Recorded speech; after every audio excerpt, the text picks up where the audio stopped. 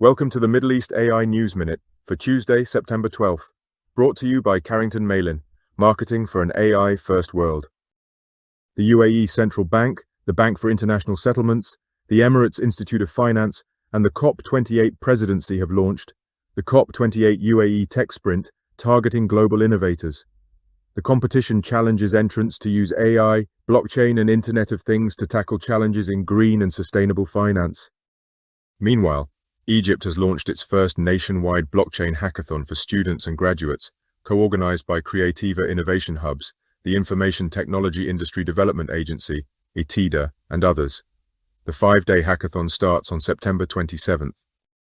And His Highness Sheikh Hamdan bin Mohammed bin Rashid Al Maktoum, Crown Prince of Dubai and Chairman of Dubai Executive Council, has approved the Dubai Marine Transport Master Plan 2030. Plans include commercial operation of autonomous water taxis, or ABRAs, and manufacturing electric ABRAs using 3D printing.